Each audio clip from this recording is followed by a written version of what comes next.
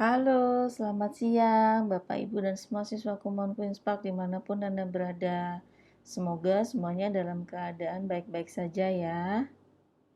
Kali ini saya ingin bertanya, setujukah jika belajar harus menjadi kebiasaan? Sebelum saya melanjutkan, yang pertama saya akan anggap kita semua setuju ya. Lalu yang kedua, saya anggap kita semua sepaham bahwa kegiatan yang sudah menjadi kebiasaan akan menjadi bagian karakter kita. Saya ada dua pertanyaan untuk kita semua.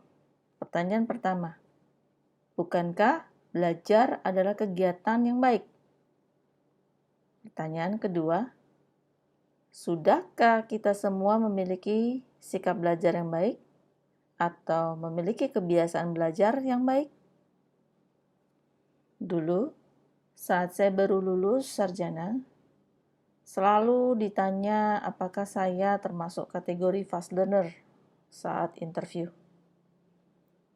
Mungkin bagi Bapak Ibu sebagian sudah mengerti atau pernah mendengar apa itu fast learner atau tipe pembelajar cepat. Pastinya semua perusahaan akan lebih senang memiliki pekerja-pekerja yang handal, bukan?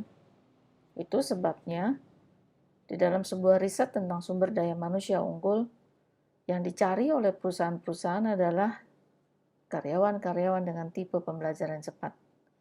Karena tidak ada perusahaan yang ingin membuang waktu dan menghabiskan investasi segitu banyaknya hanya untuk melatih karyawan yang termasuk kategori sulit belajar. Sampai sini Bapak Ibu setuju ya dengan saya bahwasanya tipe pembelajaran cepat dicari di dalam dunia kerja. Nah, kita lanjutkan. Itu sebabnya Bapak Ibu, selaku orang-orang dewasa di sekitar anak-anak kita, tugas kita harus membuat anak-anak kita ini menjadi kategori pembelajar cepat. Bukankah kita lebih senang anak kita dikenal dengan, oh si A pembelajaran cepat ya belajarnya ya, cepat paham ya, cepat tanggap ya, cepat ya kerjanya ya. Nah, itu Bapak Ibu. Lalu, pertanyaan saya, bagaimana agar belajar menjadi kebiasaan? Bapak Ibu dan semua siswa Kumon, kegemaran belajar tidak langsung terbentuk dalam satu malam. Pasti ada proses dan ada waktunya. Tiap orang berbeda prosesnya dan berapa lama waktu yang dia butuhkan agar memiliki kebiasaan belajar, itu semuanya pasti berbeda-beda.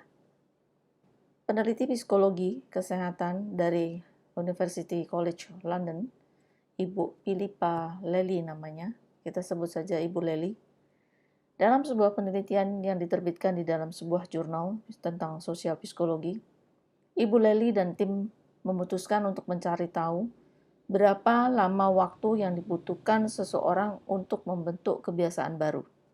Menarik ya, Bapak Ibu ya. Nah, kita sering bertanya-tanya nih, kok kamu susah sekali sih? Mama udah bilangin begini, tapi kamu nggak mau berubah. Nah, ini ada dasar teorinya rupanya Bapak Ibu. Kebiasaan yang baru tidak bisa ditimbulkan dalam waktu satu kali saja, atau dalam satu malam, atau dalam satu kali omelan.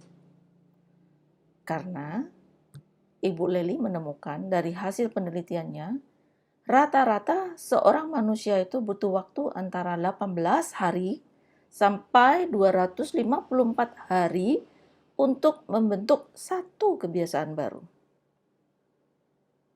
Faktor penentunya apa? Tergantung pada perilaku orangnya, tergantung pada keadaan lingkungan yang mendukung terjadinya perubahan. Nah, ini yang menarik Bapak Ibu. Tidak mudah bagi kita untuk mengubah atau membentuk kebiasaan yang baru, bukan? Kita semua pasti butuh proses. Di masa-masa pandemi seperti saat ini pun kita juga mempelajari kebiasaan baru. Memakai masker, menjaga jarak, menghindari kerumunan, mencuci tangan. 4 kebiasaan yang tadinya kita sepelekan, tidak menjadi budaya. Dan kita butuh waktu berapa lama Bapak Ibu? Dari bulan Maret sampai hari ini, itu sudah berjalan hampir 7 bulan. Kita perhatikan sekeliling kita, apakah anak-anak kita sudah memiliki kebiasaan 4 ini dengan baik. Nah, ini salah satunya ya Bapak Ibu ya. Kita lanjutkan. Nah, itu sebabnya bagi saya dan bagi Bapak Ibu juga, orang tua yang masih memiliki anak-anak usia prasekolah masih punya waktu yang lebih banyak untuk mengubah atau membentuk kebiasaan belajar yang baik. Tapi bagaimana dengan yang SD, SMP, dan SMA atau kuliah? Apakah sudah terlambat? Well, kita tahu, dalam konteks belajar, tidak ada kata terlambat, bukan? Semua bisa dimulai. Tapi ingat, Bapak Ibu dan semua siswa juga yang ingin berubah atau ingin membentuk kebiasaan yang baru, harus tetap satu kuncinya, konsistensi, rutinitas. Lalu, apa kaitannya dengan keistimewaan metode Kumon? Bapak Ibu dan semua siswa Kumon dimanapun Anda berada saat ini, kita semua sudah tahu bahwasannya keistimewaan metode Kumon itu memiliki latihan setiap hari. Hal ini merupakan proses yang sangat baik untuk membentuk kebiasaan belajar setiap hari. Siswa yang sudah terbiasa belajar setiap hari biasanya akan memiliki karakter pembelajar sepanjang hayat, atau yang sering kita dengar dengan istilah continuous learning, atau bahasa Jepangnya Kaizen. Kaizen ini merupakan istilah dalam bahasa Jepang yang artinya perbaikan berkesinambungan, perbaikan yang sifatnya terus-menerus. Kaizen berpandangan bahwa hidup kita hendaknya fokus pada upaya perbaikan terus-menerus. Sederhananya, bahwa kita tidak boleh gampang puas diri, karena selalu ada yang lebih baik. Ini salah satu filsafat yang dianut juga oleh metode Kumon, bahwasanya selalu ada yang lebih baik.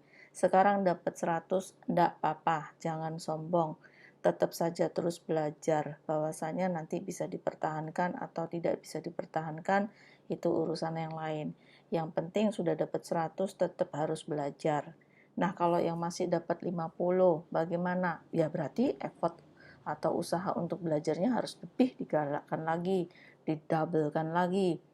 Ya, tidak harus menjadi juara satu, tetapi at least Anda tidak tertinggal atau ketinggalan dibandingkan dengan orang lain. Nah, ini yang dianut oleh Kumon, ya Bapak Ibu. Nah, lalu di masa pandemi ini Bapak Ibu, semua siswa kita belajar di rumah. Kembali lagi saya ingatkan, hanya metode Kumon yang dapat membantu orang tua untuk membentuk kebiasaan belajar setiap hari bagi anak-anak dan terus-menerus. Waktu belajarnya tidak perlu lama kok. Kumon tuh hanya butuh 2-4 menit per lembarnya. Tapi kalau dia setiap hari, anak-anak kita setiap hari belajar dan latihan setiap hari, hasilnya udah pasti. Rutinitas, konsistensi setiap hari itu udah pasti, Bapak Ibu. Siswa juga akan mengalami kemajuan belajar yang baik. Dan yang paling penting, siswa atau anak-anak kita ini akan menjadi pribadi yang suka belajar. Akhir kata, Bapak Ibu, dan semua siswa Kumon, please stay safe, stay healthy, and stay learn with Kumon for your better future. Mohon maaf jika ada salah kata. Terima kasih.